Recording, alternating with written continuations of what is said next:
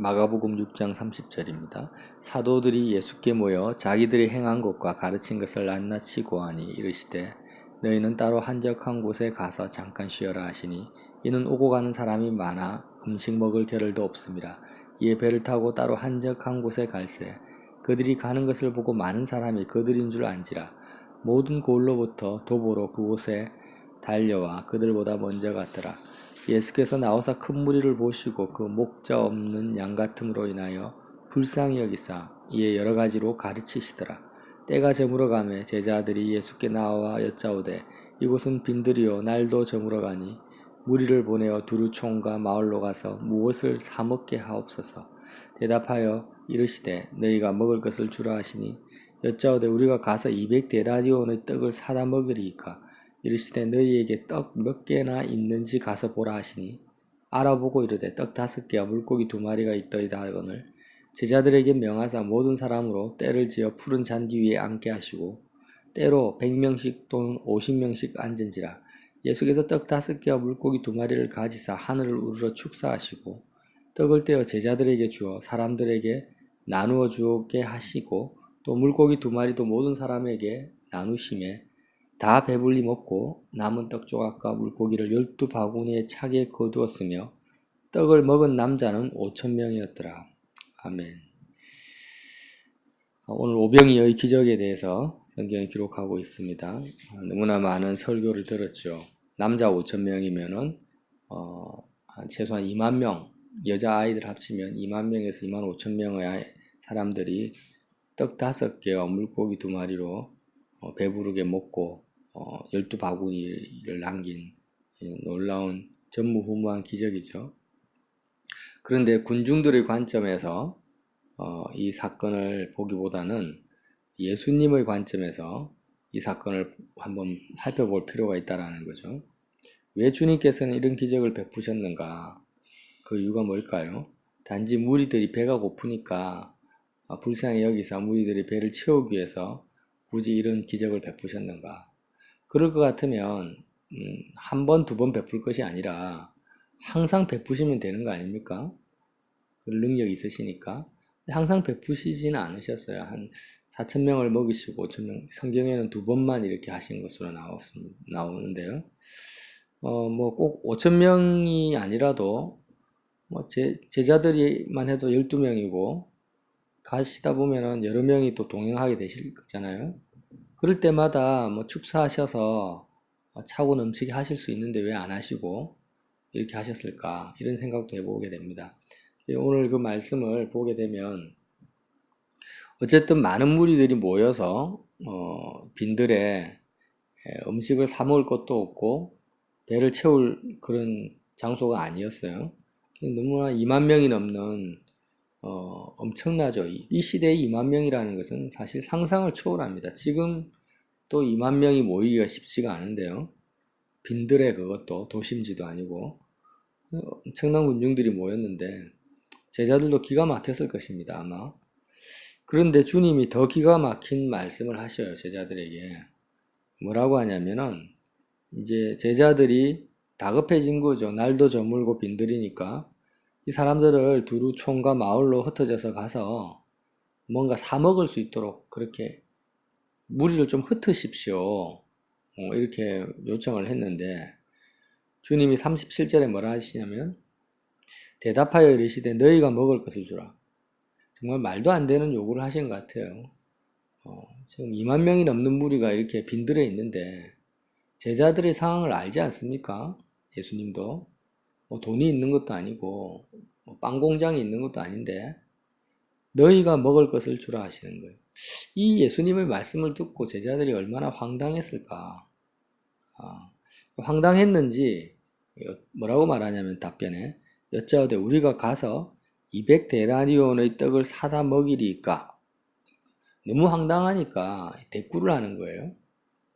질문이 아니고 사실은 대꾸입니다. 뭐라고 하냐면은 200데나리온, 200데나리온은 쉽게 풀었으면 이런 겁니다. 우리가 그럼 이 무리를 살려면 12명이 이제 계산을 해보는 거죠. 최소한 12명이 200일을 순전하게 노가다를 하든지 일을 하든지 해서 최소한 우리 전부가 200일 정도는 일을 해가지고 돈을 벌어야지 입에 풀칠할 정도의 그런 음식을 살 수가 있는데, 이 많은 무리를 먹이려면. 그러면 우리가 지금 예수님 아무것도 안 하고 지금 일하러 가가지고 200일 동안 일하고 와서 그 돈을 모아서 지금 그 돈으로 떡을 사다 먹일 수 있습니까? 이런 말씀이거든요. 그러니까 200데나리온의 돈이 뭐 당장 있는지 없는지는 모르겠지만, 이 말은 제자들이 머리로 계산하기에는 최소한 이 정도의 계산이 나온다라는 거예요. 상식적인 거고 지극히 당연한 말이죠. 근데 이 지극히 당연한 상식도 안 통하는 말을 예수님이 지금 하고 계십니까? 이런 말이죠. 그러니까 이제 주님이 뭐라고 하시냐면, 너희에게 떡 몇 개나 있는지 가서 보라. 제자들은 그렇게 생각해요. 우리는 가진 것도 없고 돈도 없는데 그러면 200일 동안 일을 해서 돈을 모아서 사다 먹여야 됩니까? 왜 상식 있게도 안 맞는 말을 갑자기 우리에게 요구하십니까? 이렇게 하니까 예수님이 너희에게 지금 그렇게 돈을 모아서 돈을 벌어서 먹이라는 것이 아니고, 지금 너희가 가지고 있는 떡이 몇 개나 있는지 가서 보라, 이렇게 말씀을 하세요. 그러니까 이제 제자들이 시키는 대로 몇 개나 떡을 가지고 있는지 알아보니까 다 끌고 모아도 떡 5개하고 물고기 2마리밖에 없는 거예요. 그래서 떡 5개하고 물고기 2마리가 있습니다 하니까 예수님이 어떻게 하십니까? 그 제자들이 가지고 있는 떡 5개와 물고기 2마리를 하늘을 우러러 축사하시고 떡을 떼어 제자들에게 주십니다. 하늘을 우러러 축사하셨다는 것은 제자들이 가지고 있는 떡 5개와 물고기 2마리를요 하나님께로 다시 드렸다라는 거예요. 하늘으로 축사하셨다는 것은 하나님께로 올려드렸다라는 거죠. 하나님께 올려드려야지 하나님이 축복을 하시니까. 그렇지 않습니까? 하나님의 손에 맡겨드렸다라는, 축사하셨다라는 것은. 그러니까 제자들이 가지고 있는 것, 지금 예수님이 가지고 있는 것이 지극히 적은 거잖아요. 떡 5개, 물고기 2마리. 정말 이 작은 것조차를 그냥 바로 예수님 배를 채우기 위해서 먹은 것도 아니고, 그것을 조차를 하나님 손으로 맡겨드렸다. 하나님께 드렸다. 왜? 하나님이 그것을 가지고 복을 주시도록, 하나님의 복의 통로가 되도록 하나님께 드린 겁니다. 이 내용을 지금 예수님이 제자들에게 실물 교육을 시키고 있다는 거죠. 말 그대로 제자들에게 선생 대신, 랍비 대신 예수님이 말씀하신 거예요. 예수님은 여기 의도성을 가지고 있는 거죠. 어떤 제자들과 우리들에게 어떤 메시지를, 오병이어의 기적을 통해서 우리의 제자들에게 분명히 뭔가를 가르쳐주고 싶으신 거예요. 영적 원리를, 말씀을 또 전하고 있는 것입니다. 왜 그것을 알 수 있냐면 34절에 보면 수많은 무리가 모였는데 예수께서 나오사 큰 무리를 보시고 목자 없는 양 같음을 인하여 불쌍히 여기십니다. 큰 무리를 보시고 불쌍히 여기시는데 뭐 각자마다 다 불쌍한 이유가 있었잖아요. 우리가 생각하기에는 뭐 병자가 불쌍하고 배고픈 사람이 불쌍하고 신분이 천박한 사람들이 멸시받는 사람들이 불쌍한데, 그런 문제를 해결해 주시는 것이 아니고 불쌍히 여기사 이에 여러 가지로 가르치시더라. 무리를 불쌍히 여기시는 예수님에 있어서 가장 긍휼은 뭐냐면 말씀을 전하시는 거예요. 진리를 가르치시는 것입니다. 사람들이 생각하는 것과 예수님이 생각하는 게 많이 다르죠. 똑같이 예수님이 제자들에게 사랑을 베푸시는데 진리를 가르치시는 거예요. 그러니까 무리를 불쌍히 여기사 여러 가지로 가르치시더라. 단지 떡 5개와 물고기 2마리로 많은 배를 채워주시기 위한 기적이 아니라는 거예요. 뭔가를 가르치시기 위해서, 진리를 가르치시기 위해서 지금 행하신다라는 것을 우리가 본문을 통해서 알 수 있다라는 거예요. 뭘 가르치시고자 하느냐, 도대체 메시지가 뭐냐, 오병이어의 핵심되는 메시지가 뭐냐, 이걸 알아야 되는 거죠. 자, 제자들은 가진 것이 없습니다. 그러나 가진 것이 아예 없는 건 아니에요. 찾아보니까 떡 5개, 물고기 2마리가 있는 거죠. 근데 내가 가진 것을 가지고 주님의 일을 하는 것이 아니라는 거예요. 그것을 하늘을 우러러 축사하시니까 그 지극히 적은 것을 가지고 하나님이 통해서 역사하시는 거예요. 통로로 삼으셔서 2만 명, 2만 5천 명이 먹고 배부르게 먹고 남을 정도의 역사가 나타났다. 이게 영적 원리입니다. 어떤 원리입니까? 우리는 하나님이 우리에게 주신 것을 열매라고 생각을 해요. 항상. 이게 문제라는 거예요. 사람들은 다 그렇게 생각합니다. 하나님이 나에게 자녀를 주셨다 하면 자녀가 나의 열매라고 생각을 합니다. 열매를 가지고 먹고 배를 채우려고 해요. 하나님이 내가 직장에 가서 열심히 일을 하면은 그 직장에서 번 돈이 하나님이 나에게 주신 열매다 이렇게 생각을 하고, 나를 부장이나 과장이나 사장으로 승진을 시켜주시면 그렇게 회사에서 승진한 것이 하나님이 나에게 주신 열매다, 상급이다라고 생각을 해요. 근데 그게 아니라는 거예요. 예수님이 지금 제자들에게, 우리에게 주시는 메시지는 하나님께서 이 땅에서 너희가 사는 동안 너희에게 주신 것은 상급도 아니고 열매도 아니라는 것입니다. 그럼 뭐냐? 그것은 씨앗이고 종자라는 거예요. 하나님이 나에게 무엇을 주셨든지 그것은 씨앗이고 종자다. 그것은 다시 심어야 될 것들이라는 겁니다. 나에게 자녀를 주셨습니까? 나에게 건강을 주셨어요? 시간을 주셨습니까? 내가 결혼을 했습니까? 아내가 있습니까? 남편이 있습니까? 이 땅에서 나에게 주신 것은 전부 물고기 2마리와 떡 5개와 같다라는 거예요. 그것을 내가 먹어버려서는 안 됩니다. 그리고 내가 가진 것이라고 생각해서는 안 돼요. 다시 말하면은, 자, 나에게 직장에 가서 일을 했는데 한 300만 원 월급을 받았다. 그럼 300만 원 월급을 가지고 이거는 열매니까 이걸 가지고 내가 잘 먹고 잘 살아야지. 또 일부는 11조도 하고 구제도 하고 이렇게 해야지. 이런 개념으로 살아가는 것이 아니라 300만 원 전부가 하나님께 다시 올려드려야 될 씨앗이다. 이게 무슨 말이냐? 하늘에 심어야 될 씨앗이라는 겁니다. 하늘에 심어야 될 종자라는 거예요. 농부가 농사를 지을 때 종자가 있습니다. 종자. 모내기 할 때 종자죠. 그런 또 밭농사 하면 씨앗이 있잖아요. 그 씨앗을 먹어버리는 농부는 아무도 없죠. 씨앗이 있으면 그것을 반드시 땅에 심습니다. 땅에 심으면은 나중에 30배, 60배, 100배의 열매를 맺게 된다라는 거죠. 이 앞에 좋은 밭의 비유를 한 것처럼. 그러니까 우리는 어떻게 생각해야 되냐면 마치 그 향유옥합을 깨뜨린 여인을 생각해 보자는 거죠. 하나님께서 향유옥합을, 그 여인이 어떤 여인인지는 모르지만 비천한 여인이고 천대받는 여인이었지만 그 여인에게 하나님이 주셨어요. 향유옥합을 주셨어요. 그것도 300데나리온이 넘는 비싼 향유옥합을 누가 주셨습니까? 어떤 방법을 통해서든지 하나님이 그걸 여인에게 주셨다라는 거예요. 그럼 여인이 생각하기 그거는 결혼 지참금이고 자기 인생의 미천인데 그것을 예수님의 발에 다 깨트려 버립니다. 부어버린다라는 거죠. 우리가 이것이 씨앗이라는 거죠. 하나님이 나에게 귀한 것, 나에게 소중한 것을 주셨다면 그것은 예수님의 발에 깨트리고 다시 부어드려야 될, 이게 뭐냐? 하늘에 심는 거죠.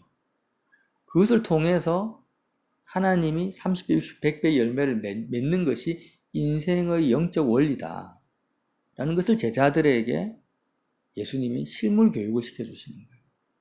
그러니까 제자들은 항상 어떻게 생각하냐면 씨앗이라 생각 안 하고 열매로 생각하니까 자기가 가지고 있는 것으로 바로 사역을 하고 구제하고 먹고 살려고 생각을 합니다. 이러한 사고방식이 제자들뿐만 아니라 오늘날을 사는 저와 여러분, 그리고 모든 그리스도인들, 대다수의 그리스도인들이 사고 속에 뿌리 깊게 내려져 있다는 거예요. 그러니까 어떻게 생각을 하냐면 너희가 먹을 것을 주라 이렇게 예수님이 말씀을 하시면 당장 내가 가지고 있는 것을 봅니다. 내가 지금 돈이 얼마가 있지? 내가 지금 능력이 얼마나 있지? 내가 뭘 할 수 있지? 이걸 보고 지금 내가 가지고 있는 것으로는 부족하니까 하나님께 더 달라고 하는 거예요. 더 달라고 하면서 내가 가지고 있는 능력을 증가시키고 돈을 더 많이 벌려고 하고 더 많은 영향력을 미치는 사람이 되려고 애를 씁니다. 그렇게 되어서 그걸 하려고 해요, 내가. 근데 하나님이 예수님의 제자들에게 너희가 먹을 것을 주라라고 명령하신 것은 너희가 더 많은 돈을 벌고 더 힘을 가지고 더 영향력을 가져서 줘라는 것이 아니죠. 너희가 지금 가지고 있는 것을 관제로 부어드리라는 겁니다. 지금 하나님이 뭘 줬는지. 지금 지극히 적은, 내가 가지고 있는 것은 물고기 2마리하고 떡 5밖에 없어요. 떡 5개밖에. 근데 그것을 하나님께 드려라는 말씀이죠. 그러면 하나님이 너희가 가지고 있는 것이 사람들이 보기에 지극히 적은 것이라 할지라도 하나님께 드리는 너희의 그 하늘에 심는 그 행위를, 믿음을 보시고 하나님이 주실 거라는 것입니다. 이게 영적 원리라는 거죠. 너무나 중요한 영적 원리입니다. 그래서 이 영적 원리를 알려면 우리가 아브라함을 보면 돼요. 아브라함에게 열국의 아비가 되겠다. 그러니까 아브라함에게 약속을 주셨어요. 너를 통해서 열국의 아비가 되게 하겠고 너를 열국이 복을 받게 하겠다. 그렇게 하시면서 아브라함에게 주신 것은 고작 이삭 하나라는 거예요. 제자들하고 똑같죠, 상황이. 지금 2만 명이 넘는 사람들에게 먹을 것을 주라. 아브라함에게 너로 하여금 수많은 민족의 아비가 되게 하겠고 복의 근원이 되게 하겠다 해놓고 자식은 딸랑, 이삭 하나 딸랑 준 거예요. 그런데 아브라함이 그 이삭을 어떻게 합니까? 제단에 바칩니다. 하나님께 제물로 바쳐버린다는 거죠. 근데 그 아브라함이 이삭을 제물로 바치는 그 믿음의 행위를 통해서 아브라함을 정말 열국의 아비로 세우시고 하나님께서 정말 그 약속을 성취해 가신다는 거예요. 똑같이 제자들에게 지금 실물 계시를 하신다는 거예요. 근데 제자들과 아브라함뿐만 아니라 선택받은 모든 선민에게 하나님이 이런 영적인 원리와 삶을 우리에게 허락하셨다는 거예요. 뭐 만민에게 복음을 전파하라. 뭐 너희들 세상의 빛과 소금이다. 이렇게 말씀하시지만 실제로 우리가 실제로 가지고 있는 것은 사실 너무나 적은 것이고 미약한 것이고 내가 가지고 있는 능력은 거의 없다시피 합니다. 그런데 하나님이 요구하시는 것은 뭡니까? 지금 나에게 주신 것은 열매가 아니고 씨앗이라는 거예요. 하나님이 아브라함에게 이삭을 주신 것은 씨앗으로 주셨다는 거예요. 그 씨앗은 하늘에 심어야 됩니다. 하늘에 심으라고. 하늘에 심으면 하나님이 자라게 하신다는 것입니다. 자라게 하시고 바람을 주시고 비를 주시고 햇빛을 주셔서 하나님이 자라게 하시고 하나님이 열매 맺게 하셔서 결국에는 나의 능력이 아니라 하나님의 능력으로 30배, 60배, 100배의 열매를 내가 수확하게 된다는 것이죠. 그러니까 이 사실, 이 영적 원리를 모르니까 우리가 어떻게 합니까? 항상 원망하죠. 하나님 나는 가진 것이 없습니다. 나는 할 수가 없습니다. 하나님 나보고 뭐 어떻게 하라는 거예요. 근데 성경의 모세도 마찬가지죠. 모세가 가진 게 뭐가 있습니까? 지팡이 하나밖에 없어요. 근데 네가 가가지고 바로왕, 그 강력한 세계를 지배하고 있는 그 바로왕의 군대에서 250만 명의 이스라엘을 이끌어내라 하니까 모세는 기가 막히죠. 내가 뭘 가지고 있는데 손에 지팡이밖에 없는데. 그런데 그 지팡이를 통해서 하나님이 역사하시는 거예요. 그래서 똑같다라는 거죠. 어떻게 하면은 하나님이 나에게 이 땅에서 주어진 것이 정말 별것도 아닌 너무나 미약한 거지만 그것을 씨앗으로 하늘에 심는가가 뭡니까? 십자가를 어떻게 생활하는가. 똑같은 원리라는 거죠. 그래서 우리는 나에게 주신 모든 것을 100% 교회에 헌금해라, 선교를 위해서 써라 이런 말이 아니라 이것을 씨앗이고 종자라고 생각하고 내 뜻과 내 생각과 내 욕심대로 이것을 가지고 일을 하려고 생각하지 말라는 겁니다. 일을 하려고 생각하지 말고 온전히 십자가 제단에 관제로 번제로 하나님께 부어드리라. 향유옥합을 예수님의 발에 죽음에 예수님의 장사 지냄에 깨트려서 부어드린 그 여인과 같이 하나님이 나에게 주신 것을 십자가 번제단에 하나님께 예수님께 부어드리라. 그리스도의 죽음에 참여시켜버려라. 그렇게 하면 어떻게 됩니까? 내 생각과 내 뜻대로 그것이 쓰여지는 것이 아니라 하나님의 뜻과 생각의 통로가 되어진다라는 거죠. 그렇게 될 때 하나님이 역사하시고 잘하게 하시고 100배, 60배, 30배 오늘과 같은 이 오병이의 기적과 같은 역사가 나타난다라는 거예요. 이런 일을 체험할 때 제자들이 자랑할 것이 없는 거죠. 제자들이 자랑할 것, 하나님이 하셨다라고 말할 수 있고 인간의 의가 틈탈 수가 없는 것입니다. 내가 한 것이 없죠. 다 하나님이 하셨으니까. 그런데 내가 가진 것을 가지고 내가 구제하고 내가 선교하고 내가 전도하고 내가 했다. 그러면은 말은 하나님께 영광이지만 실제로는 남는 것은 내 마음 깊은 곳에 내 의가 버려지지가 않는 거예요. 예수님을 보면 알 수 있습니다. 예수님이 가진 것이 뭐가 있습니까?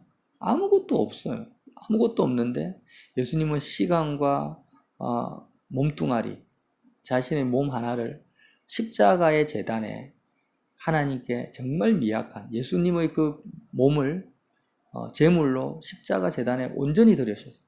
어린 양으로. 드리셨을 때 예수님의 그 가지고 있는 것은 몸뚱아리 하나밖에 없는데 그 예수님을 통하여서 예수님의 육체를 통하여서 모든 인류가 구원을 받을 수 있는 구원의 길이 열려버린 것입니다. 이 십자가 사건을 우리가 눈으로 보고 있는 거예요.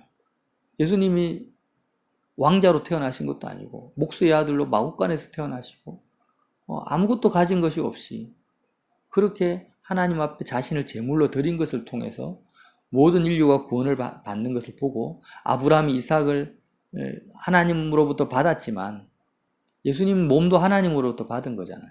아브라함도 이삭을 하나님으로부터 받은 거예요. 그것도 100세. 근데 그 귀한 것을 자기의 생명을 하나님께 드렸을 때 열국의 아비가 되고 복의 근원이 된 것을 우리가 봅니다. 오늘도 오병이의 기적을 통해서 제자들이 가진 것은 정말 미약한 떡 5개, 물고기 2마리밖에 없는데 그것을 예수님의 손에 올려드렸을 때 예수님이 하나님께 올려드리고 그것을 통하여서 2만 명이 넘는 사람이 배불리 먹는 것을 우리가 봅니다. 이런 사건들을 계속해서 성경을 통해서 보여주시는데도 불구하고 우리는 끊임없이 지금 내가 가진 것을 가지고 내가 주님의 일을 하려고 하고 하나님께 다시 관제로 부어드리는 것. 이것이 열매가 아니고 씨앗이구나. 다시 하늘에 심어야 될 종자라는 것을 깨닫지 못한다는 거죠. 그리고 더 달라고 하나님 더 주세요. 나는 더 능력이 필요해요 하면서 제자들과 같은 사고를 합니다. 200데나리 말도 안 되는 소리를 왜 나에게 요구하십니까? 이렇게 그런 마음을 품는다라는 거예요. 그래서 이 영적 원리가 너무나 중요하기 때문에 십자가의 원리죠, 사실.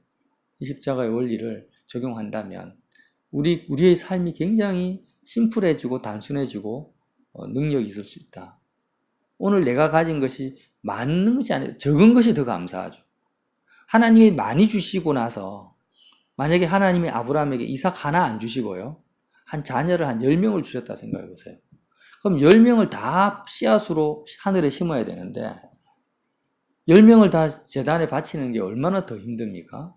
근데 감사하게도 아브라함에게 이삭 한 명 주신 거예요. 한 명.